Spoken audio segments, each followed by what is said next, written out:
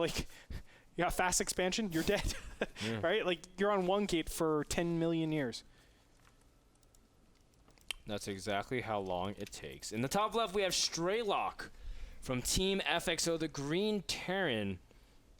And Strelok's just been, It's just very interesting, his approach to opening, because that Cloak Banshee is like, wow, he could do so much damage, but at the same time, he hasn't exactly been targeting the best priority, but nonetheless, his strategic game plan has been very well done. Yes. And, now that he has the ball in his court, we'll see if he's got the chops in game number 3 against this player in the bottom right.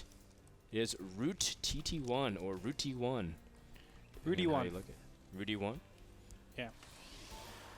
Wasn't it going to be Root Payam? Root Payam Toyam. Because it was like to give him a new start since his hacking days instead of a new name. That's what Cass was talking about. I have no clue. I mean, he hacked like 4 years ago, I think. Maybe even longer than that. I don't know. It was a while ago. It was a long time ago, yeah. It was a very long time ago in StarCraft Breed War, but he kind of cleaned up his name. He got the Artosis head bump, and everything was good after TSL 2, I want to say.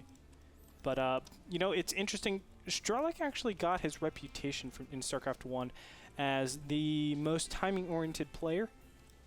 He had some really wicked pushes involving, factory pushes.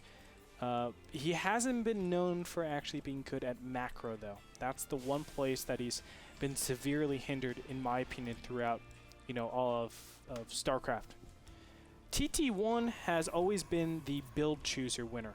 Like, he finds the weaknesses within your build, and he will punish you 100%. He's good at macro, but, I mean, I guess who isn't good at macro in StarCraft 2? Oh, okay. I thought you were going to say with Protoss. I was like, I know exactly where you're going with this. He's good with macro, but I think he does have micro problems personally. Still, TT1 just gives you like the difference in styles, or actually the similarities in styles, as both these players are very build-oriented players. Build order-oriented players. And I love this from TT1. Talk about build order supremacy. Forge fast expand against a non-gas fast expand from Terran. Very, very good from TT1. And honestly, Tiga Shipyard is a pretty good map to do it on as well, because there's a lot of distance, but also because that third is very readily available as well. If TT1 chooses to do that, that's kind of the threat of TT1. As you can't necessarily tell if he's going to go for 2 base or for his 3 bases. And that's kind of what Strelok has to be careful as well, because he's shown those. But look at this from Strelok. A fast third command center. I would love TT1 to put like a fast Nexus right now in the top right-hand corner. That would make my day. That would actually make my day. But I love incorporating this. So many Protosses do not check around the map in the early game stages because they're actually scared to. But it's actually one of the most important things. I played a game against Naniwa. I remember where I had 3. It was an MLG on that terrible map, Test Bug, and I had not 1, not 2, but 3 ninja expansions. I still lost because I went mech. God dang it. That was the worst decision in the world. I had 3 ninja expansions. Still lost. Doesn't Terrible. even matter.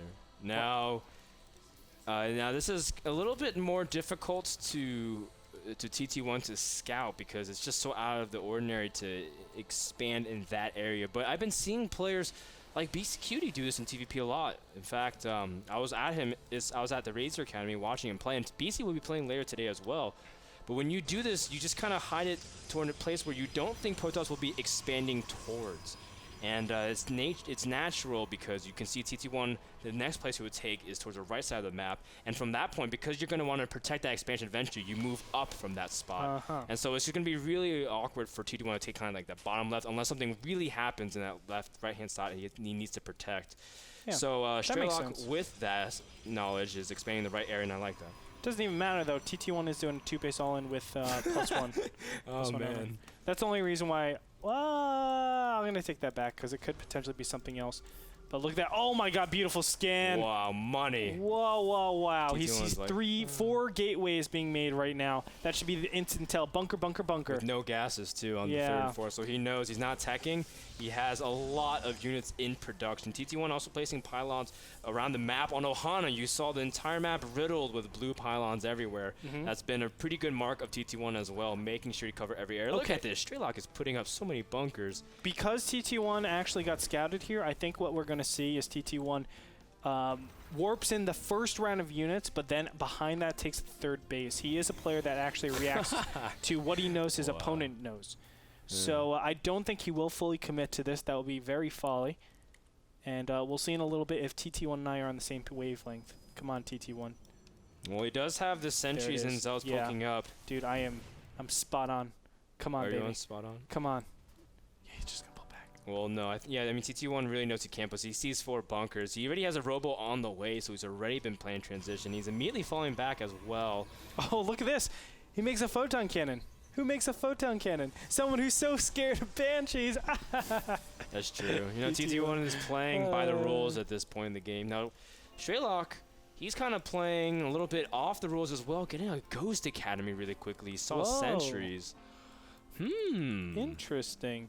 I do want to say something very quickly. Strelok is doing something very intelligent that a lot of people don't know about Ninja expansions. You should always put all the mules on that base. Mine out as quick as possible. Mine out as quick as possible. And more importantly, when you are going a Ninja expansion like this, go ahead and mine out the mineral patches in particular. So stay on the same mineral patch and make sure they mine out. And that way, if your opponent ever, you go into that macro phase, you know to take the other side rather than that side. So you can easily choose bottom left or top right. You're always going to focus on the top right because you know you mined out of that the most, and they'll have the least mineral patches. You see 2 ghosts on the way from Strelok. Last night we saw a ghost push from Thorzane against Night End. And that might be the follow push from Strelok. But what's so interesting is that Strelok's been delaying other tech besides Ghost for so long that he hasn't necessarily been able to really get his medevac count that high. You can see that TT1 also getting out his upgrades, double forge upgrades, just like in the previous games. And TT1 at this point will just sit back and macro where he's so comfortable. And if TT1 allowed to macro for too long off 2 base, it'll be pretty good. But this composition from Strelok is specifically designed to really hit TT1 where it hurts, because TT1 is all dependent on his force fields at this point. Yes, and something kind of peculiar is the fact that TT1 did go for his blink rather than going for charge. That is kind of weird to do that. I don't think that's the correct move because you are trying to defend against this big push. Although he doesn't know Ghost Push is coming, so maybe this is the correct decision. Bottom left gets spotted out, by the way, and it will be obviously taken out.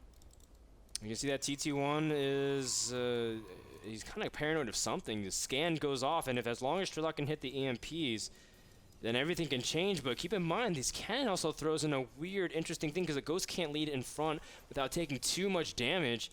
And TT1 also has an observer out into the field. He's going to see the Ghost as well. He has to be really cautious. But look at this from TT1. He's also got pylons everywhere, really, to keep sight on whatever Strelok is trying to do. Strelok does back off for now, and TT1 has +2/+2 about to finish. And so Strelok will back off for now, especially since he has no upgrades for himself. That would have been so bad engaging 0-0 against 2-2. I really like what Strelok is doing with double starport action. This is exactly what you should always do, in my opinion.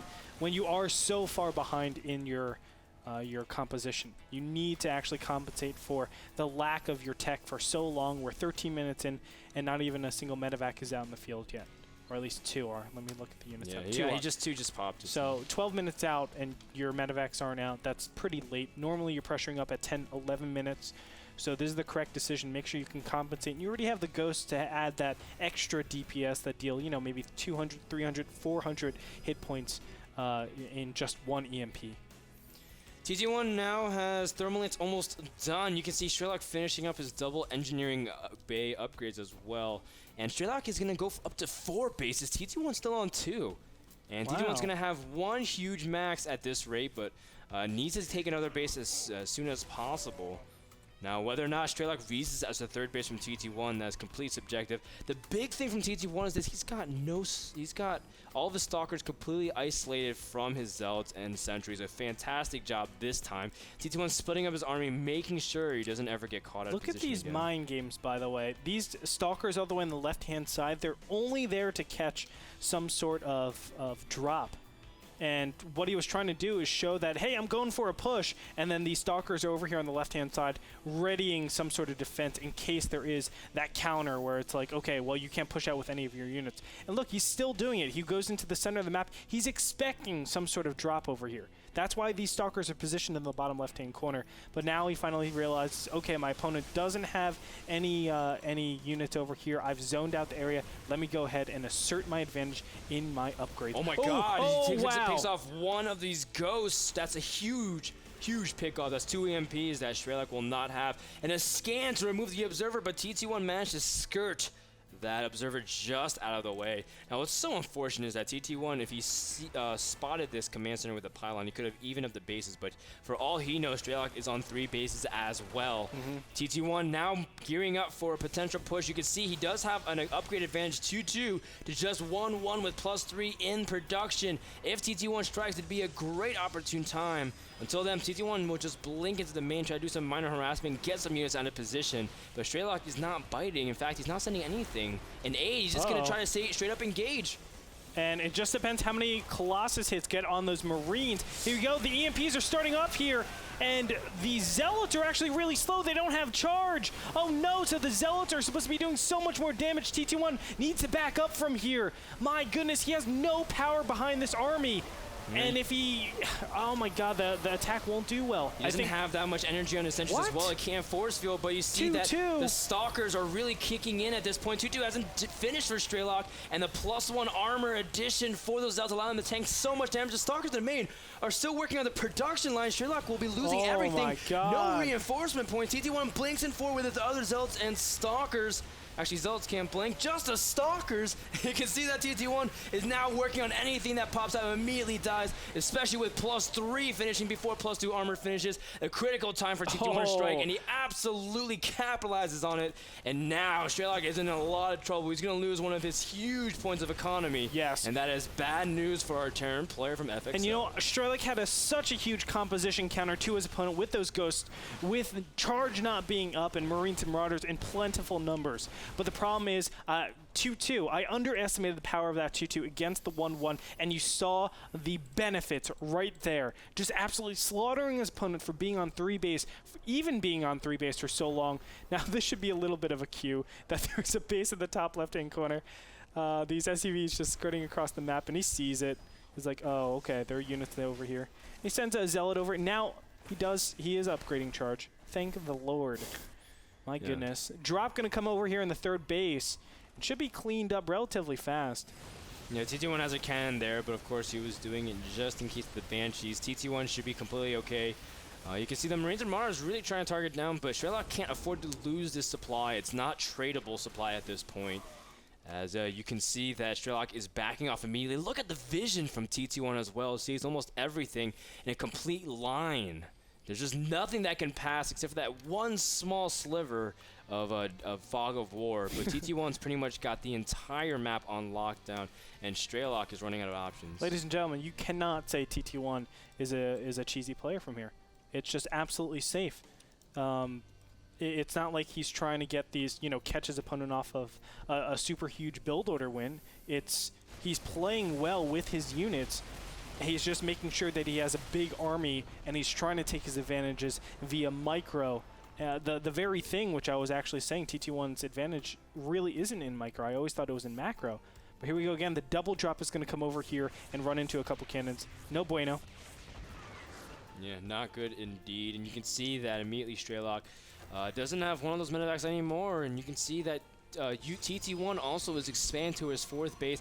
TT1's just been slow expanding, but just again, like you said, focus on the army and making sure to have that stable army before he can expand.